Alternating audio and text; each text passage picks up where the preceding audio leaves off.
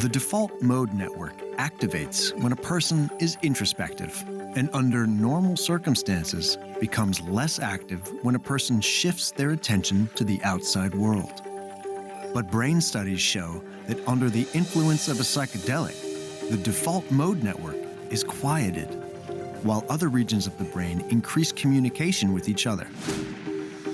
A mathematical model captures a normal brain's activity. In contrast, a brain under the influence of psilocybin reveals a dramatic increase in global communication. Thousands of new connections form, linking brain regions that don't normally talk to each other.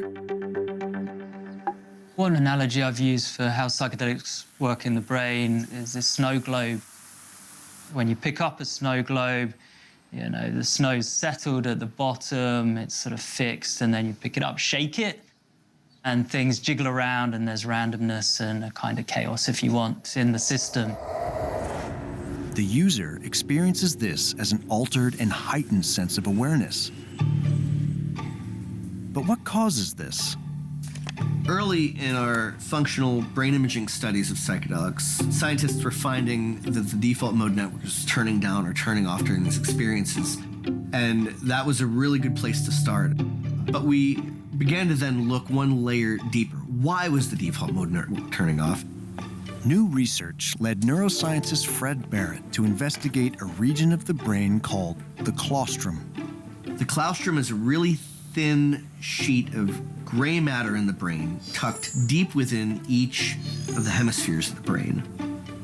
Recent animal models have shown that it is incredibly highly connected to just about every other region of the brain. Understanding that the receptors targeted by psychedelic drugs are also really densely expressed in the claustrum, we began to wonder whether the claustrum may be at the center of psychedelic effects.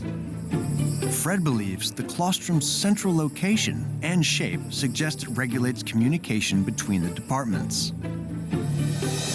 When it's functioning normally, the claustrum is essentially acting like a switchboard.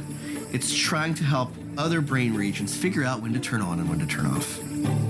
But when we experience a psychedelic drug, we believe that it's binding to specific receptors in the claustrum and somehow disrupting or disorganizing the claustrum.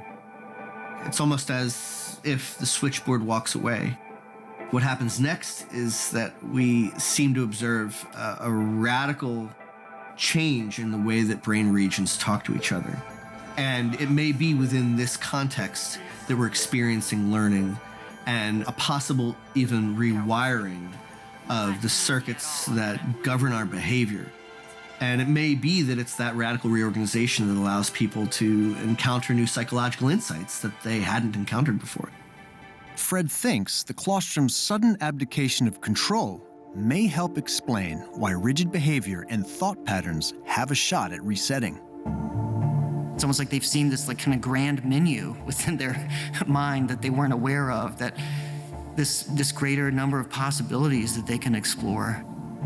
It took a while to recover. I was having headaches and muscle pains, but it was the best headache I'd ever had in my life because it told me that the psilocybin was working.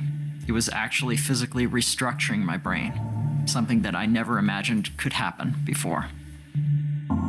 It's like reprogramming the operating system of a computer. You're getting down to very basic code level changes that can enduringly change someone going forward.